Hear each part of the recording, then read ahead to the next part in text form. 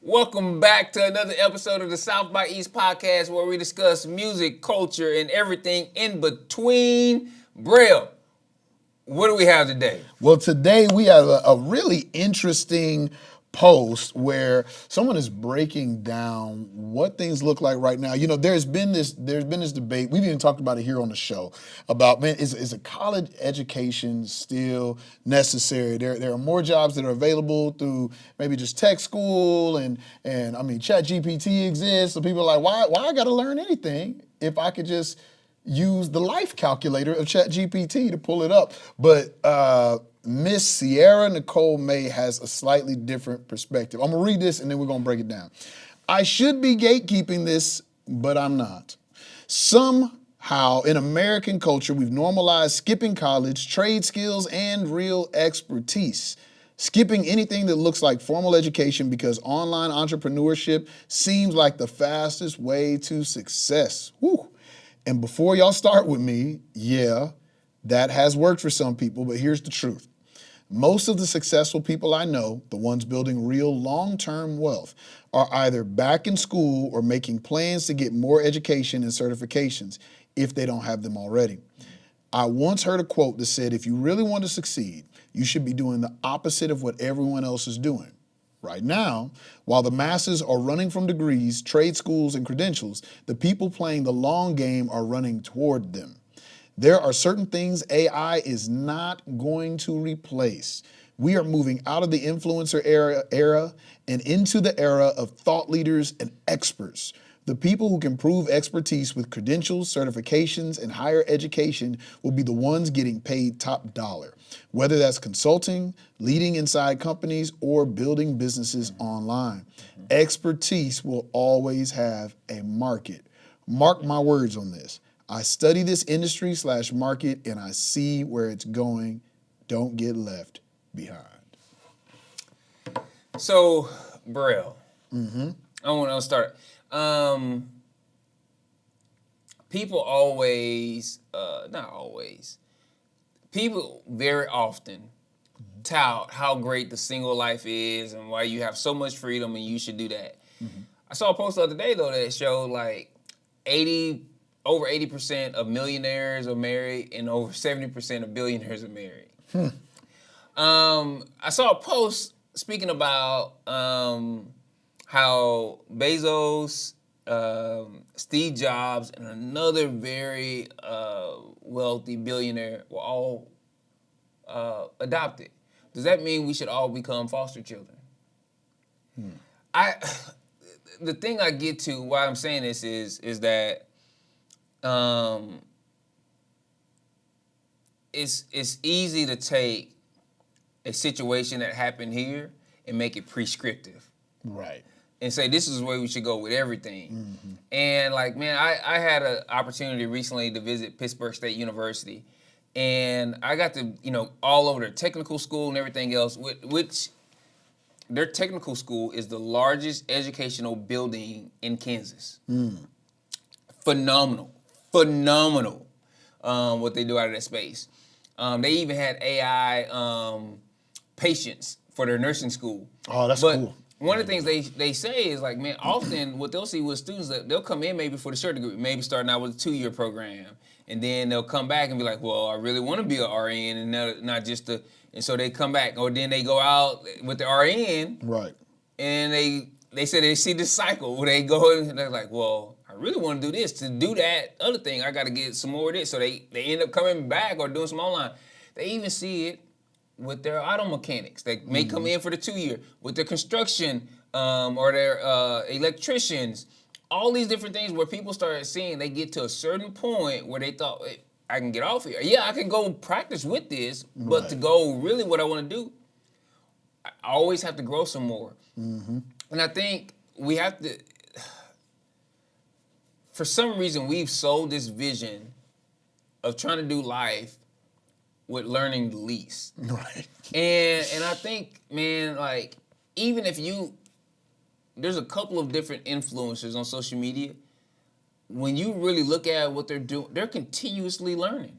Even they're investing in continuously learning in their crafts and growing. They're learning all kind of stuff outside of just the social media influence stuff to the business side of things, which keeps propelling them to be able to increase what they do on the social media side. And so I think the bigger issue is we have to stop selling people the false idea that you can just stop learning at a certain point. Yeah, man, and I think a piece that she said there that really hit for me that I think will tie into a lot of the objections that people have here is that she says expertise will always have a market. It's not just about the degree to say you have the degree, but it's about earning the expertise. At Berklee College of Music, Berklee is actually known for not graduating its students because Berklee is a music business school and it's a music industry school. It was started by jazz musicians and it was where blues musicians were coming from, like jazz musicians were coming from, then hip hop artists, Beyonce's drummer. If you see anybody who's out there, if you see anyone doing something big in the music industry, probably either them or someone on their team. Charlie Puth is a notable person who went to Berklee. They went to Berklee, but most of them don't graduate because they go to Berklee and they make the connections they need and they learn the things that they need and then they go into the field. So I was out at a wedding this past weekend and I was like, yeah, I was here because I went to Berklee and they were like, oh, did you like graduate from Berklee? Or did you do like that thing that they do where you just go there, get all the connections and leave? I was like, no, I have a master's degree from Berklee and I'm in a music business accelerator class right now for the next year. Because it's all about having the expertise. So in Berklee, they promote it that way. They're like, hey, here's what you need to be able to work in your field. And here are other opportunities that are available to you. And so for most people, that traditional college route is going to set you up best to go do a lot of the things that you want to do. And I think people, I don't think it's about prescriptions or descriptions. I think it's about, learning what's going to work best for you in the field that you're trying to go into and making sure that you're knowledgeable in that field so that you're not just replaceable by AI. One of the things I tell people all the time, especially young people that I coach, is that piece of paper doesn't tell all that you know, but it's a passport. That's a good way to look at it. It gives you entry. And that's the thing is like, a lot of places want to know that you have the ability to learn new things and take on. Because whatever company you go to, they have their own system and processes and even a lot of times specialized tools that they're going to have to train you on. But you got to show the ability to be able to learn and master a concept. And in college, the greatest thing colleges can teach you, tech school, college, trade school, whatever you want to call it, at whatever level is how to learn, and how to learn and then how to master a skill. And once you, like, here's one of the things is, you say this all the time, once you really get good at one instrument, it's easier to pick up other instruments because you know the kind of things and time to put into to start mastering that. And it's one of those deals where for me, I was an engineer and they said, I have a Six Sigma Black Belt certification and a Green Belt Project Leader certification. They're like, well, you don't have to be a subject matter expert in the area to know how to lead a project. You can lead a project in any area if you really learn how to lead projects. And so Six Sigma is all about learning how to lead projects. And so I was able to really my Black Belt project was in a whole field that I was not even in. And even in this nonprofit world that I'm in now, a lot of I didn't specialize in any of this stuff. But I learned how to problem solve and how to lead projects. And that skill set has gone, and now I continue to learn. I continue to read. I continue to dive into those things. And so that's the deal I think we have to get to. And whatever stream you take, I think is the stream has to be, or the line of thinking has to be, is I have to develop a conduit by which I am going to continually grow. John, what's one of your favorite Marvel movies? Oh, you know. What's that top? Endgame. Endgame. Right, in Endgame, or in that duo, in Endgame, Thanos had what were called the Infinity Stones. Yeah. And each of the Infinity Stones had a different ability that you could use in a multitude of situations. I mean, you could control time, you could control reality, what people saw, what they experienced. You had one that gave you unlimited power. You had all these different pieces. When we look at education, I think one way that's beneficial to look at education, because often people look at it as this blanket statement of like, I got a degree. And there are so many people who have wasted time going to get a degree. I have no idea what I'm gonna do. I'm gonna do mass communication. I'm just gonna go get this mass communication. I'm gonna get a degree in business. I have no idea what that means or what I'm going for, but I wish people would look at them like Infinity Stones. Once I hit a certain level of, there's a Pro Tools certificate that you can get. Pro Tools certificate means that you can work in a large studio. You can walk into any large studio and go, hey, I'm certified in Pro Tools and X, Y, and Z. And they'll be like, oh, cool, I can trust you here because now I know that you have the ability to do this. And if our system upgrades and things change, I know you have the ability to learn a new system, which makes you valuable. That gives you powers and abilities. When people go looking for education, we should be looking for what stones do I need?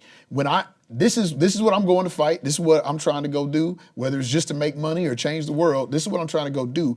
What abilities do I need? What powers do I need? And how can I make sure that I'm not just running around here with a super suit like Batman? I ain't really got no abilities but a bank account, but I'm making sure that I have the powers I need to step into the battle that's coming up. Yeah, and what's the sorcerer guy from the Marvel? Doctor Strange. Doctor Strange. If you remember in Endgame, one of the things he had to do, he says, "What? There's only really one scenario where y'all guys win." Right. And so he had to go through this. They had to go through this iterative process of making those, like, getting to that point, and that's that whole knowledge point, man, of learning and growing from that. The thing I would even add to the Pro Tools still is like, okay. If somebody says, man, I'm just going to go get this Pro Tools certificate, that's great. Okay, how many music studios are out there?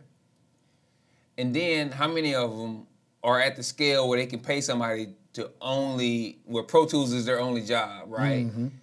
So I'm like, okay, so what else are you going to put with that? Right. I'm not saying that that's bad, and you might land one of the big jobs, but there's only so many music studios out there, and there's only so many that's big enough that have full-time staff. Because I know a lot of artists that have studios and stuff that they don't have money for a full-time staff that just does that. And so one stone don't power the gauntlet. Yeah. One stone don't power the gauntlet. So what else are you putting with this where you say, okay, I can go do these things, right? And that's the deal, is like having a skill set that's adaptable. Mm-hmm.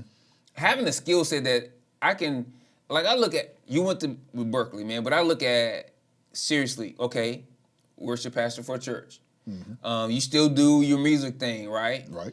You still can go do gigs with Coast City 45s. Right. You still, like, you go into schools and help and do things there. So it's like, there's all these different things you can do with this skill. Like, it's not just, and you use Pro Tools. And I use Pro Tools, right. So, I mean, but part of coming on is you had to learn how to use Pro Presenter, right? So I had to it's like, hey, fam, there's some different things in here that you need to be able to put together some things and show the ability to learn new skills and the dedication to master those things. Right. That's going to put you in a position. That's another piece of why college is helpful.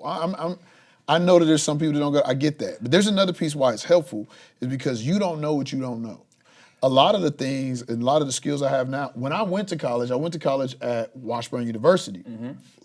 Learned a lot at Washburn. I didn't know jack squat about classical music when I got there. I studied classical, cello, and voice. And now I have a bachelor's degree in that.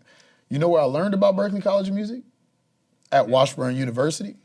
Like, being in those spaces allows you to have exposure to a lot. It's like Doctor Strange going through all the scenarios and all those things. That gives you the ability to see the future in multiple different areas and go, okay, what do I actually need to win? Because I'm telling you, sitting at home and Googling and just trying to just go for it, go do it, like that's important. Doing it is important, but also you need to be in environments and spaces where you're exposed to other ideas in order to become adaptable. That way, you already have an idea of what problems you need to be able to solve before you actually run into them and they start derailing your dream. I'm gonna tell you something. I am such a big proponent of community college first. Go get all your basics out of the way to community college. Go look. It's the other extreme too that's problematic. Don't go to Harvard for an education degree. You're never gonna pay that money back. If you go into being an elementary school teacher, you're just not gonna pay that money back because the forgiveness is not coming. Like, don't bank on the student loan forgiveness. Like, man, go to a community college, get all your basics out of the way, and then go get an education degree. Like, go do the 2 years somewhere else or whatever else. Man, I'm such a big proponent of, being you can be at a community college and really get some of those other connections and different things of that nature, and at a lower price. Yeah. You paying more for something doesn't make it more valuable. That's it, man. And that's it. It's all about value. Yeah. Value. How do you add value to yourself in the workspace, and then how do you bring value into the places that you're going into? But what do y'all think? Are we way off the mark here? Are we right on the money? Are we somewhere in between? We want to know. So, man, make sure to put those comments down in YouTube and on Facebook, where we're building our biggest community. Continue to like, comment, share, subscribe, and follow on all your favorite podcast spots. And we'll see you next week in the intersection.